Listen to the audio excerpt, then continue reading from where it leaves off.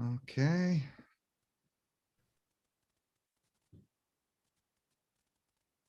All right. And looks like I can. All right. So we're set to go. Okay. So I will go ahead and get us started. It's 1:03. I want to make sure we get through everything and get your questions answered. If you are comfortable, love to see you on screen. I am going to ask a couple of questions to get us started, just to get a feel for where everybody is with their iPhone. But is anybody brand new to the iPhone? Never used one before and just got one, or anybody who is just upgraded? Yes, Okay. start up. I guess it's an upgrade, new from an Apple 6 to an SE, Apple SE. Yeah. Okay. Okay. Yeah. I don't know where that stands. It's Yeah, that's a change. I don't know that much about the Apple SE in terms of upgrades. I know that it operates a lot like some of the older models. So yeah. Okay.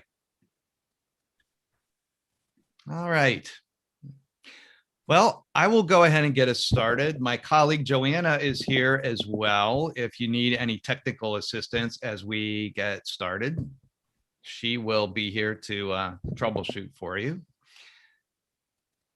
And while we're talking, it looks like just about everybody is on mute, but if you do expect any kind of background noise at your location, you might want to be on mute to make sure we don't have any distractions. Is there anybody here brand new to Get Set Up? This is your first class with us? No?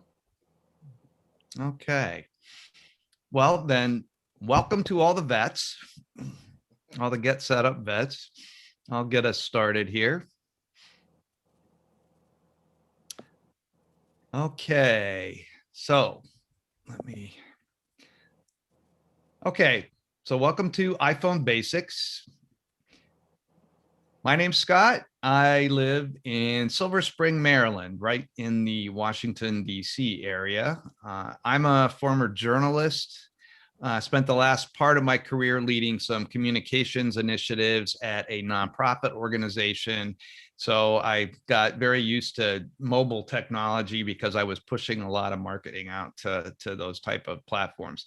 And I really enjoy being here on Get Set Up. I love the interactive learning that it fosters and the community building mission. And I love seeing familiar faces that I've seen in previous classes and also meeting new people. So welcome to everybody. Well, hello, Scott. Hi, Edmund. How are you? Doing well, thank you. Good. Good to hear. Glad to be here. Yeah, great. Welcome. Yeah. So most of you sound like you're pretty familiar with Get Set Up.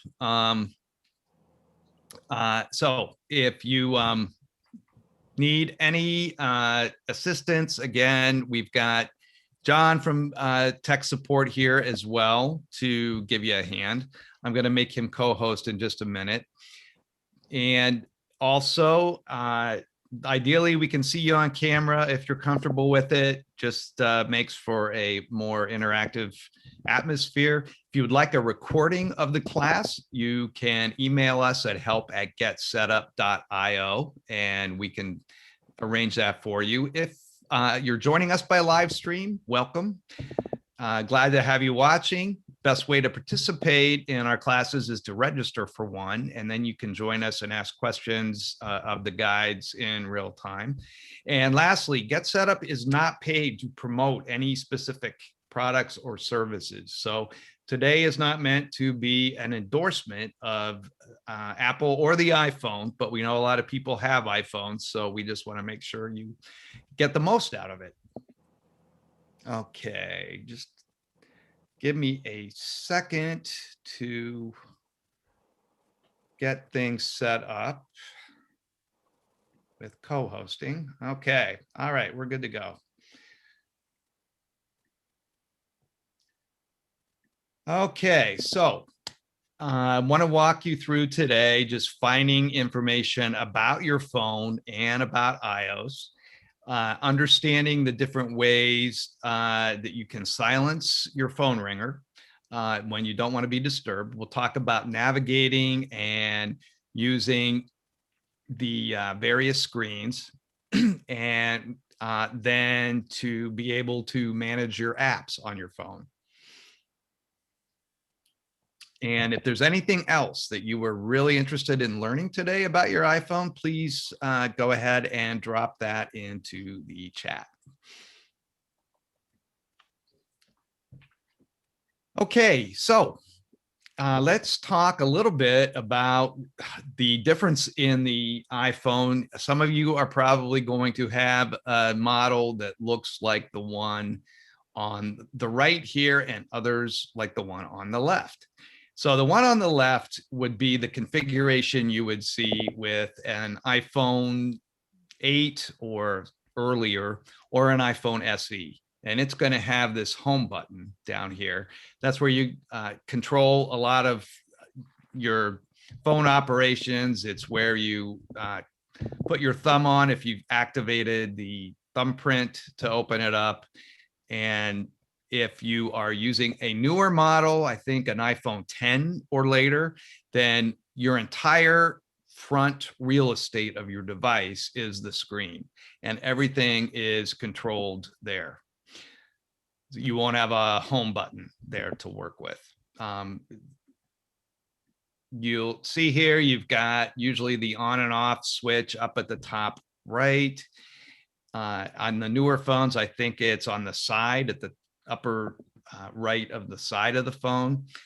You can use the volume button you can use the ringer up here and turn that off if you don't want your phone to ring, or you can press the volume button to turn it all the way down and it won't ring as well.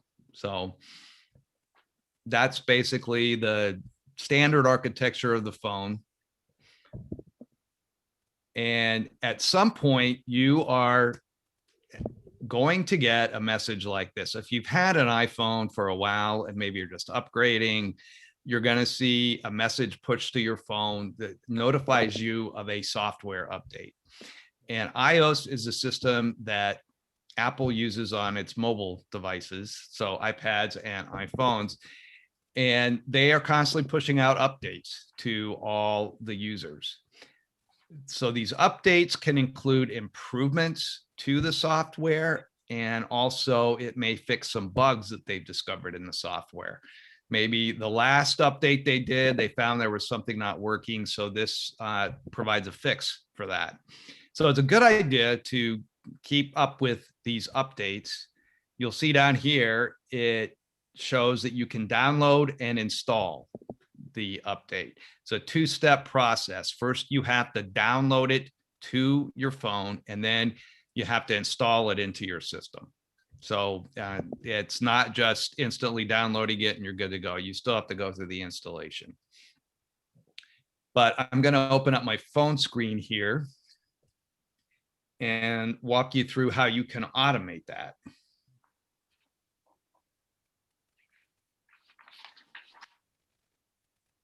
Okay, there we go. Okay, let me reduce that so I can keep an eye on the chat. So when you go into your settings, and you'll see the settings button right down here, you can go into the general settings. So you would just scroll down here until you get to general. And there you'll see software update. Press that. And it looks, yeah, it's checking for updates now. Looks like they just pushed out a new one that I'm going to have to download, install. They did. And install. But if you go to automatic updates, here it shows how you can set this to automatically download to your phone. Now, from what I understand from some people, it hasn't been doing the greatest job of that lately. I don't know that that's just me. I think other people have heard that too, but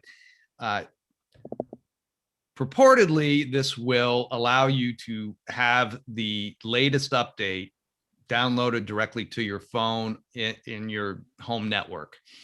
So if you're connected to if your phone is connected to the internet through your home, then it will download directly there. If you then want to have it installed, you can do that automatically. You would just need to say before you go to bed at night, plug your phone in so it's charging, and then that installation will happen overnight. And then you can kind of do it seamlessly. So some people I know maybe plug their phone in one night a week to charge it. A lot of times they have it at their bedside and they don't plug it in, but maybe one night a week they charge it so that any of those updates will get installed. Now, you don't have to automate it. You can just wait till you get the update and just download and install right there and then. But there is that automation. Okay.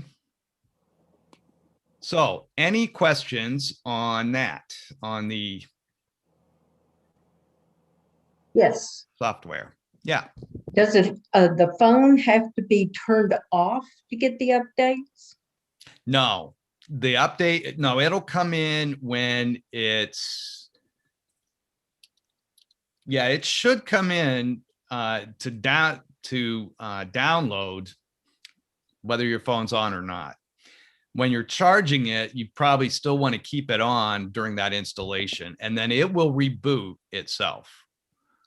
So, and that's one reason why sometimes it's nice to do overnight, because you will find that when you're updating you're doing the install of the update, it ties up your phone for a little while because it's going to reboot it, and then it takes a while for it to charge back up again.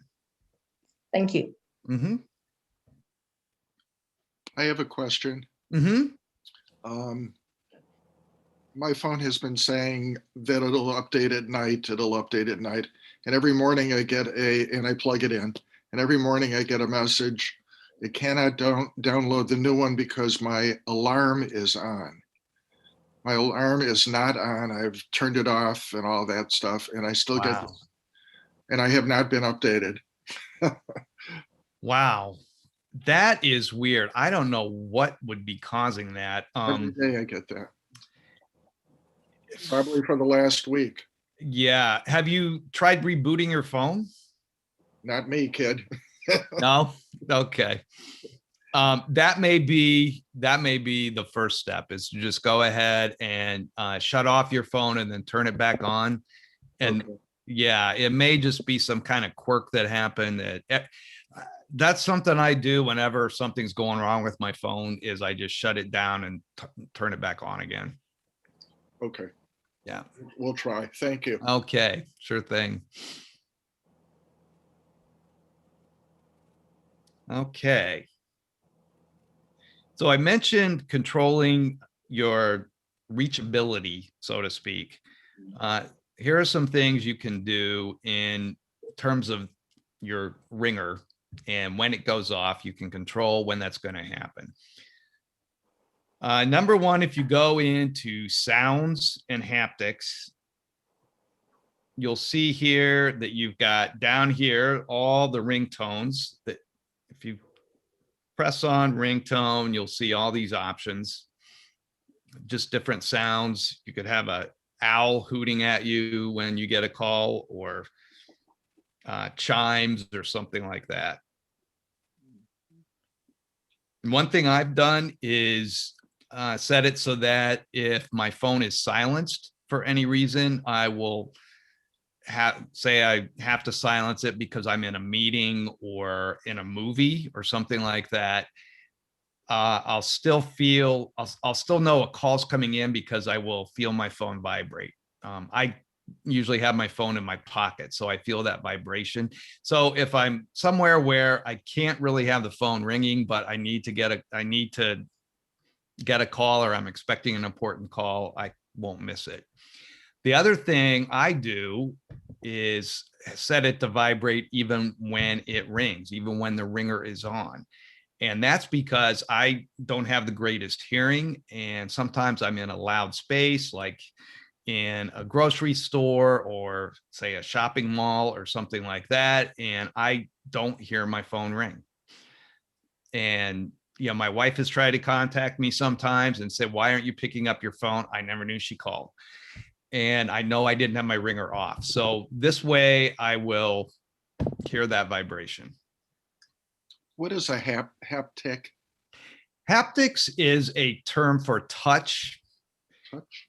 And I think that just kind of applies to, it's just, I don't know how it applies here, to be honest with you, but pretty much the whole touch screen is sort of a haptic interface. So We'll go with yeah, it. I wish I could tell you how it applies to the sounds, but That's okay. yeah, sorry. How can we set it so that when we're on it and another call comes in, we are aware of that? You'll usually get some kind of signal or beep or something like that when you're on a call. It's almost like the whole old call waiting type thing. So that should happen automatically. It'll probably then, if you don't pick up or switch over, it'll go right into your voicemail, and then you can pick it up afterward. Thank you. Excuse me? Yes. How would I make it just so that, like if I want to keep it near me when I'm sleeping, but I don't want it to ring at all? Like, so silence it? Oh, when you're sleeping, you Yeah. said? Yeah. I will show you what to do there. I was just about to go into that. So, Okay, great. so you'll see here in your settings down below sounds and haptics, you also have do not disturb, right? If you click on that, and I need to set mine. I forgot to set it this morning, but here you can just set it to do not disturb when you go to bed at night, and it will not ring. And when you get up in the morning, you just turn that off. Any calls that might have come in overnight would probably either show up in your recents. If you open up your phone, you'll see recents down here, or they'll leave a message on your voicemail. Scott, can I add something to that? Sure. Okay, I had a 6 and I upgraded to a 7 Plus. So I don't know if it was going to work for everybody's phone. But on the upper right side, right past the volume button, there's a switch, and you can flip the switch and it will silence your phone. Yeah. Yeah. It's the easy way to go. Right. Right. I mean, that's your other option, is just completely turn your ringer off. Yes. Yeah. I just thought some people might find it a little easier than Yeah. having to go through the settings and everything. Yeah. You're right. Where this I don't comes see in, that. I don't see the button you're talking about. It's your- just above below the top of the phone on the right side. Sorry. yeah, Scott. I'll go back and point out where that is. So it would be right up here, the button at the very top left on your actual physical phone. Yes, it is. Okay. One other thing you can do is schedule this if you want. So say that I don't want to be reached until after I finish a class tonight at 6:30, all my classes tonight at 6:30, I can just schedule it so that do not disturb will go off as soon as I reach 6:30. So that way you don't have to remember to turn your ringer back on. You can just do it all through here. The other thing that comes in handy is, say you are going to bed and you don't want to be awakened in the middle of the night, but you still want somebody to be able to reach you in an emergency, you can always set it so that incoming calls that come in more than once will, it says repeated calls here, that they will come through if the person turns around and calls you back in 3 minutes.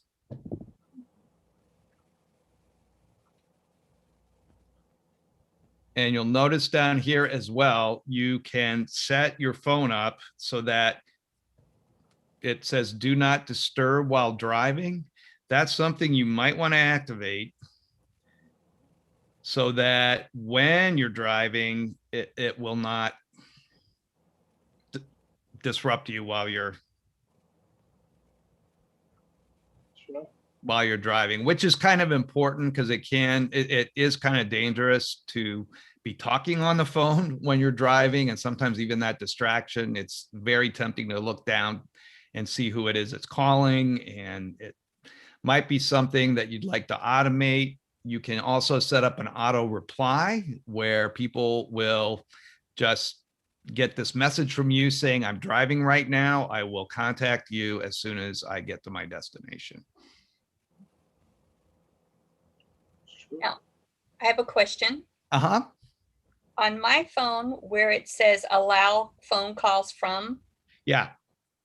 during the night would be favorites. Yes. And how do I put people in favorites or take people off favorites? So I'll walk through that in just a second. You can see here, I've got favorites that I could, you can just check that to allow calls from favorites to come through, even when you're in do not disturb. To set favorites, you just go into your contacts list. And if I want to set somebody as a favorite, I can go in here, pick that name, and just scroll down and it says add to favorites. And I can then pick whatever number, or if I just want his text to be my favorite, but I can go into any of these and have it come through, say, via his mobile phone.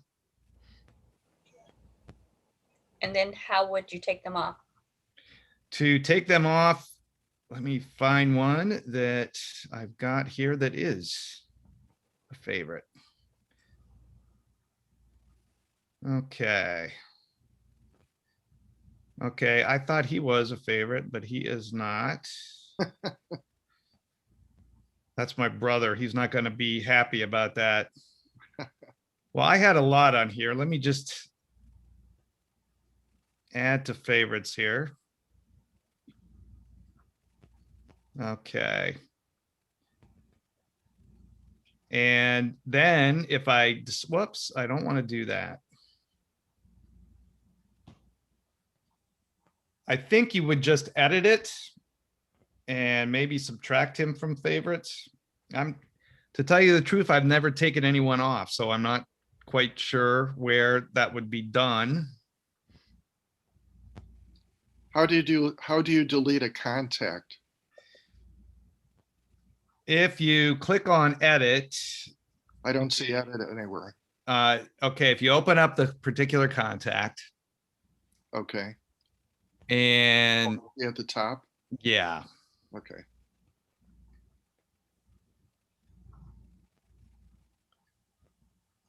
And and scroll all the way to the bottom. It will let you delete the contact. Okay. Thank you. Mm-hmm.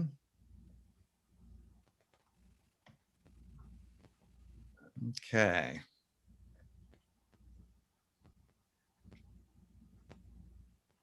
All right.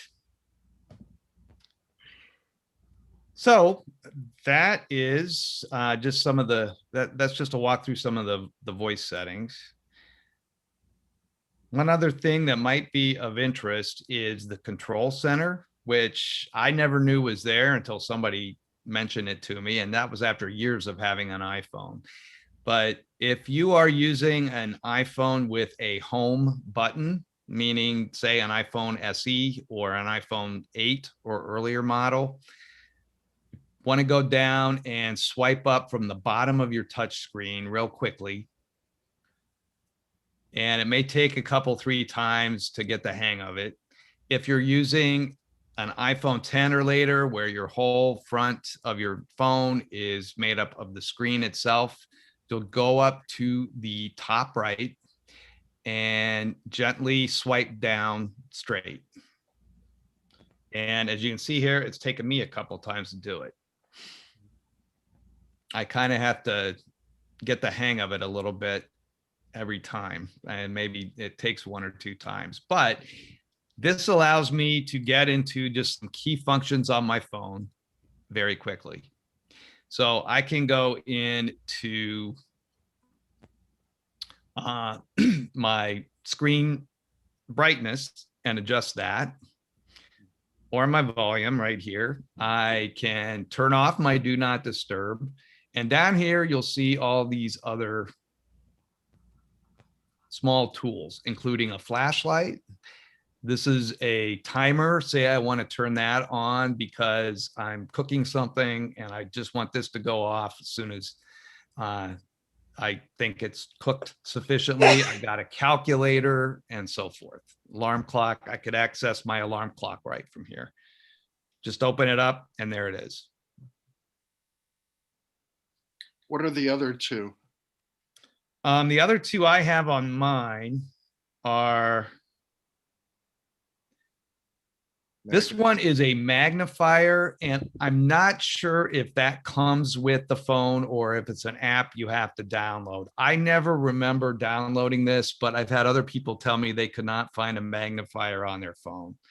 But what that will do is, if you open that up, it will say you've got some small text you're trying to read. You can zoom in on it like that. Wow.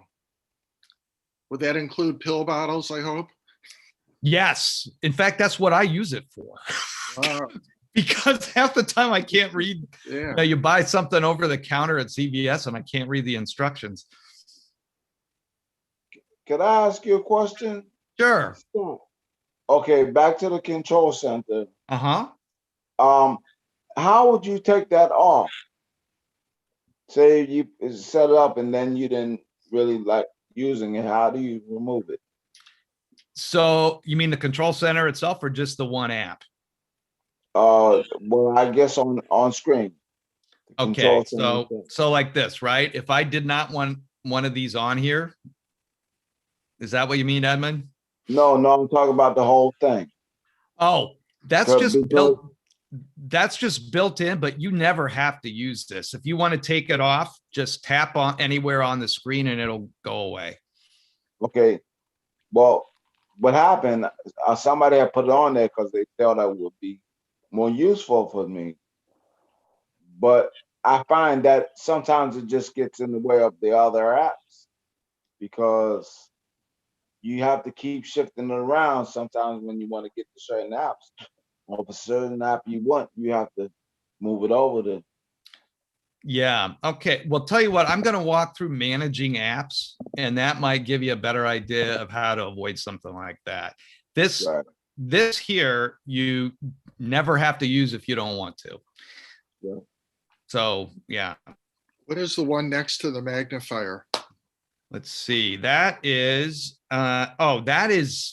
I did this as a demo last week. That is the Apple TV remote, which I did as a demo when I taught this class a couple of days ago. And I don't have an Apple TV, so I just kind of use that as, that's one of the options you get. You can customize your control center by going to settings. And down below general, you will see control center.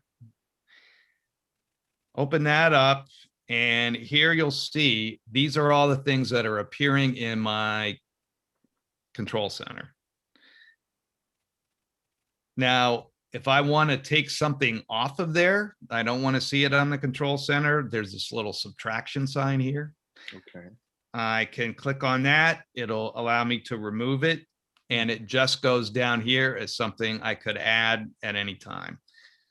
Got it. Say that I want to have my do not disturb while driving up here in my control center. Can click the plus sign.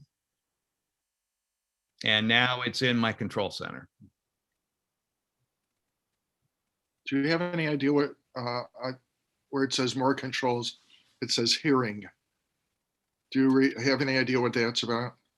Not a whole lot. But let me look in settings and see. I think that might be an accessibility. Yeah, that's what I was thinking. What do you say? And What do you say? No, I'm kidding. yeah. What's that? Yeah. Yeah. So here's hearing, and it allows you to get into subtitles and captioning. Huh. I think a lot of this is going to be in the advanced iPhone class, but you can sync it up with your hearing aids. So we've got some additional iPhone classes that'll walk through some of that. Okay, thank you. Mhm. Scott, you Yes. mentioned the magnifier earlier and you weren't sure like where you got it from. I just noticed when you scroll down at those more things, the magnifier is one of them. So it Okay. came off this. Okay. Yeah, and I found mine there that way. I've just heard other people mention they couldn't find it. So Okay. yeah, I wasn't absolutely positive that Yeah. that was an may be a- automatic app. Could you explain that Yeah, again? it may be a type of iPhone you have, I guess. Yeah. Yeah. Could you tell me how to get it? The magnifier? The magnifier, well, if it's not there, you may have to go to the App Store and download it. Oh, If, what the if woman you're just not said. seeing it, if you're not seeing it on your phone, you might want to control or go to your control settings, Yeah. go to your control center and look down at more controls and see if it's there. Mine is right here. I've got it on mine, but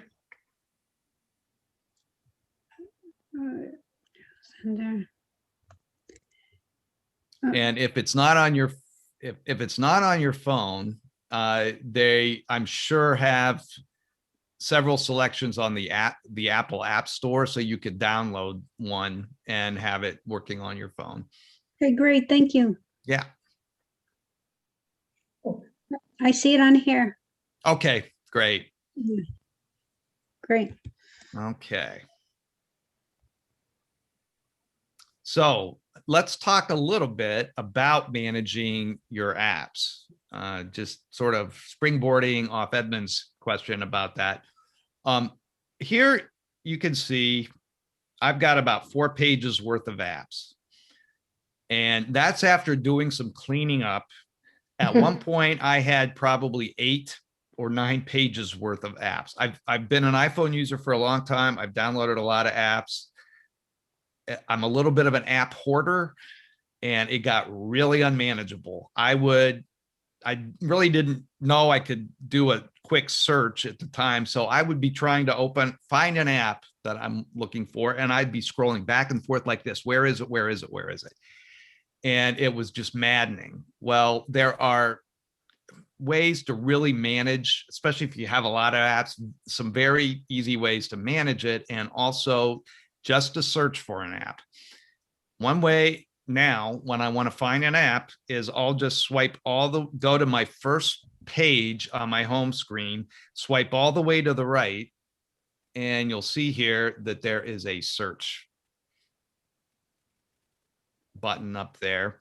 I can then go in there and look for any app that is on this phone, and it will pop up here. I've got a lot of Google related apps here, but I can click on that and any of these will then open up. So just an easy way to search for what you're looking for. Great. If you keep swiping left, like you're turning pages, right? You may think you're on your very last screen worth of apps, swipe left one more time, and you'll find that you have an app library. And that app library has all of your apps categorized. So it's almost like, a bookstore or a library where things are in sections, right? Like fiction, nonfiction, history, so forth. Here it's creativity for all of my photo apps that I have. Here's one for productivity and finance. If you want to open this up, you can just go down to the corner of each box here. You take this single box, go down here where you see the four very small icons, click on those, and it opens up that section, that collection of apps.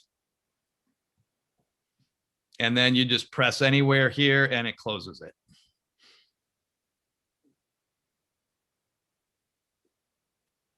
And it divides it up by utilities, by streaming media. All my streaming media is here. And how do you get rid of one if you don't want it on there? If you don't want an app, I'm going to walk through that in just a sec and show you. Yeah. Also, if you see up here at the top of your app library, there's another search field here. You press on that, and it lists all of your apps in alphabetical order. So say I want to find my Facebook app, I just go down to F, and there it is. But I can also just do a simple search by typing that in, just like I would what I did right at first.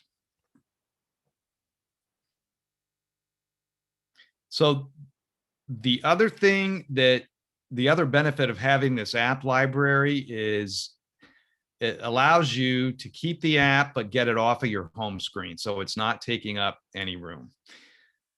So whenever you want to do anything with your apps, the display or anything like that, all you need to do is you can either press it on a particular app or even just anywhere, any open area on your home screen, and just leave it there for a minute or a second, I guess I should say, and your apps will start to do this. They're just doing a little jitter there. You got the subtract sign up above every one of them. Once you do that, you can, couple things here. You can arrange these. So maybe I want to put this here or up here. I've just got my thumb pressed on that W. I think that's Wikipedia. And I can also move it over to the next page if I want, just by sliding it over to the side there. And it'll automatically bring me over to the next page, and I can put it there. Same if I want to put it on a previous page. Oh, I guess that's white pages, not Wikipedia. I can also do this if I want to, say, get an app off of my home screen. So I could go up here to one of these apps and I can press on that subtract sign. Gives me two options here. I can either remove it from my home screen, which means it'll still be on my phone. I can find it in my app library, but it won't be taking up space here on my home screen. Or I can just click here and delete the app altogether.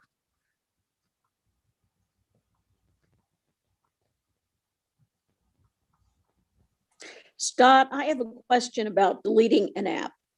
I just started with my iPhone activation yesterday, and as part of the setup process, there was this thing about iCloud sharing, and that apparently brought over all the apps from my other device, an iPad. Yeah. So if this is synced, or whatever the term is, does that mean if I delete the app here, it's going to delete the app on my other devices? Yeah, if they're synced, that's a possibility.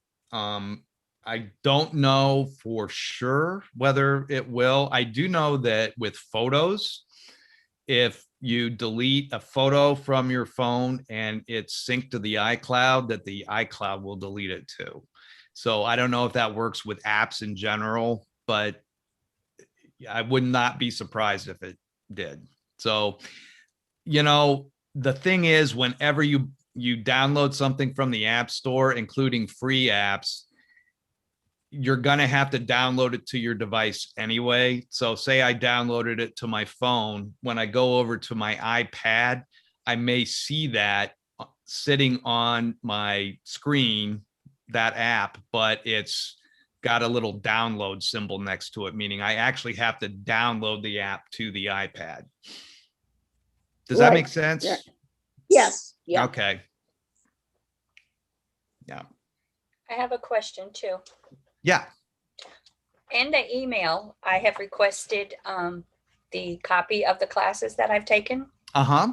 And when the beginning of this, I emailed Joanne and she just called me back and she said maybe the reference to those went to my spam. So how would I check that? So if you look in your email, do you know what kind of email you're using, Priscilla? As far as what kind? I don't understand the question. Like are you using Gmail or Yahoo? Yahoo? Okay. So on Yahoo, there should be a spam folder over at the side that when you open up your email account, and it might say trash, it might say spam or something like that. But if you go in there and click on that, it will show everything that Yahoo has flagged as spam and put in there. And sometimes it will do that if it thinks that, if the artificial intelligence there thinks that this email is a piece of spam, it will automatically put it there. So open my email and go where? It should say spam. When I open my email, it's up in the upper left, it says inbox. At the bottom, it says inbox, videos, attachments, groceries, and more. Okay, here is typically when I open a Yahoo account or my Yahoo email, if I go in here, I would find spam here at the side. See, I don't have that little, on my phone, I don't have that blue on the Okay. left. Can you access your email on a computer? Yes. Okay, that may be the better option, is just look on your computer and Okay. and look on that spam folder there. Thank you. Yeah. Mhm. Okay. Is it advisable to open or not to open the spam folder just to see what's in it? It's actually advisable because you may miss something that you did want to see. If you're concerned about anything that might do something to your computer, like something that might contain a virus or something like that, use your best judgment. You're usually going to be able to tell that it is spam and it's not anything you wanted. Just don't open it. But if you see an email address you recognize, you may want to just check and make that you didn't miss somebody's email. Okay. And Yeah. how do you do that on the iPhone? So I can show you, say on, let me look, I have an iPhone 8S. 8S, and some of it depends on the email program you're working with. But if I go to mine, Can you move this right? you'll see here I've set all my email boxes up. I've got several email accounts, Right. and I can go down here.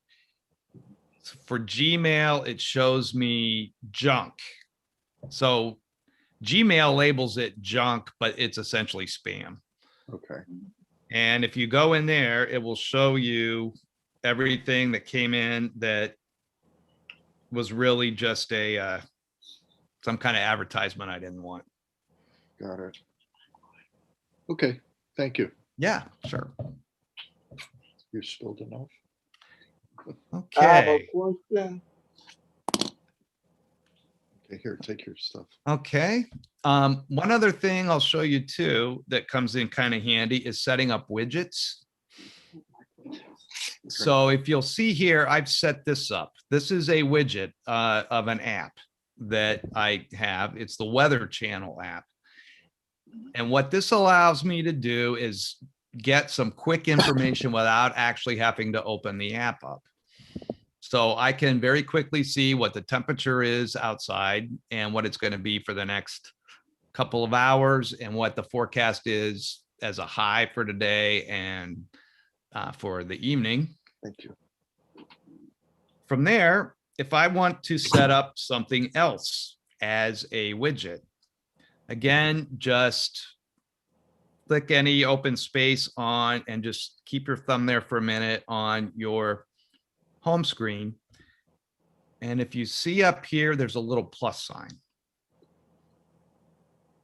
If you press on that, it will open up widgets and you can go down and shop around and look for whatever you'd like to use as a widget. So you can see I've got some options here. A lot of my apps are showing up here. Maybe I simply want to set up maybe my calendar. So if I click on that and just add it as a widget, then I can just go and look at my calendar real quickly without having to go through and open it up like that. That's just an example of a widget. That's just a quicker way to get to certain information. The only one I've ever really felt I needed was that Weather Channel one. If you change your mind and decide you don't want this app as a widget, just press your thumb on it and you can remove it. And again, you haven't removed the app, you've just removed the widget of the app. Question regarding the widget. As I said, I just got my iPhone, and when I set it up, I ended up with a weather widget, even though I didn't set it up as far as, and it's set to Cupertino, which I think is where this thing was probably manufactured. Yeah, that's where Apple's headquartered. Yeah. Yes. So how do I change it so I get it to my home location? To your home look, you mean to your home screen? Yeah, my home. No, to get to my weather. I don't live in Cupertino. Oh, I'm sorry. Yeah. Yeah. Okay. That's okay. So if you've got a weather option like this, I think this came with the phone. I think if you, well, that's odd that it's at Cupertino. It may be a different weather app. I'm not quite sure why that's doing it because mine just reads where I am. So you may want to have your location services turned on. I have that Cupertino too on mine. Yeah. Can I tell you how to find that? Sure. Could you go back to where it said Silver Spring? Yeah. Okay. Okay. Right at the very bottom, there Oh, are of course. Yeah. several dots, Yeah. and you click on one of those and you put in your city. Yeah. Wait, can you? I'm sorry, I lost you. Yeah, me too. Could you do Okay. it again? So sure. So I went, let me close this out a minute and open it up again. All right. So I'm going to go to weather right here. I'll open that up. And here's my location. Under settings? No, it's right on my home screen. On the home screen. Yeah. The Where your app's on the web- home screen. Where your weather is. And then if you go down here to the bottom, Let's Yeah. see. down to the lower right, Actually, it's those little dots too. right. Okay. These here as Yeah. well. Okay. Okay, those- and so it open has those my up. location. You just click on one Yeah, and type in your city and you're done. yeah. Okay, but when I click on it, I have 3 locations pop up. My location, Cupertino, and New York. So you'd That's what- want to just So can I- press on your location and it should set it to that. Yeah. Did that Did it? work? That'll be $2, please. Okay. Yes. Okay, didn't Jay. work. $2. It didn't do that on mine. Did that do it on the woman who was asking you? No. 'Cause- Oh, Didn't do it? I don't, so Me I think either. you have to somehow activate it. Once you, I mean, it brings up my location in detail, but then if I go back to the widget, it's still Cupertino. yeah, I can't get rid of that Yes, either. it somehow defaults back to The Cupertino. Cupertino. Yes. Yeah, Yeah, Hmm. maybe we have to move there. Well, that could be. I don't know why it's staying there. But yeah, mine seem to always find my location to do it with. You know, maybe it's a matter of closing out the app and then opening it back up again after you've selected your home location. Okay.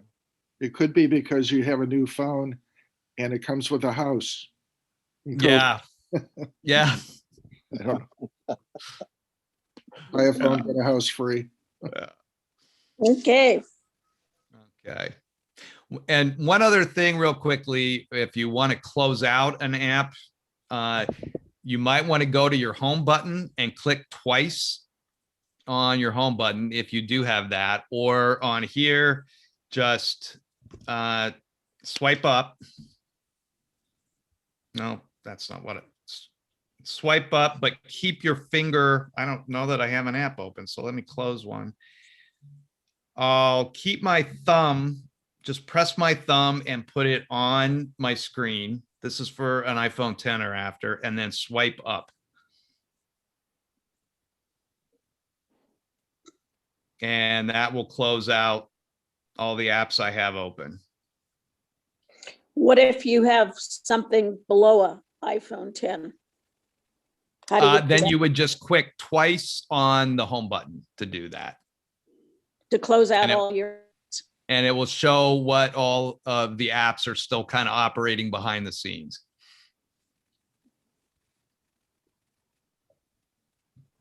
Because sometimes when you close these out, they're still sort of on. You're just not seeing them. Okay. All right. There was a question about backing up your phone. If you want to do that, you can go to your iCloud and just turn on your iCloud settings. There's a whole separate class on that, so I'm not going to go into too much detail on it. But if you go in here, you'll see iCloud. Anything you want backed up, including, say, your email, your contacts, anything like that, just turn these on and it will all be backed up into your iCloud account.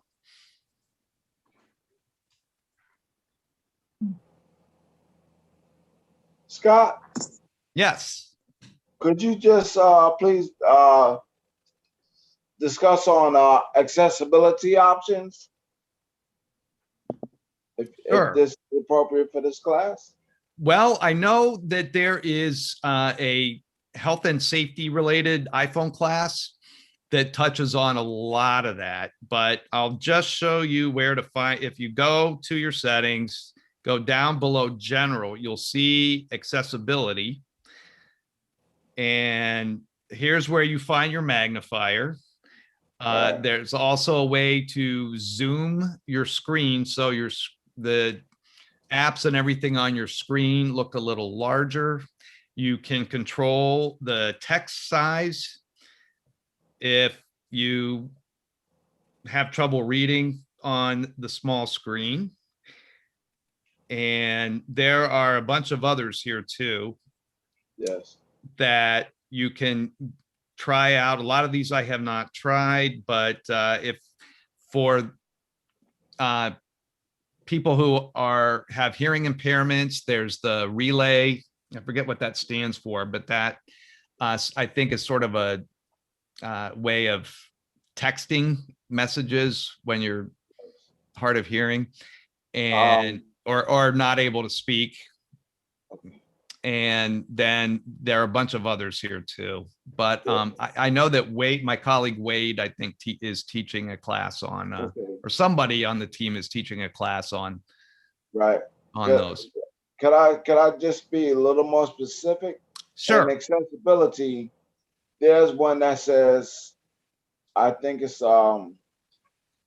text speak. When you text in, it repeats the words that you're texting.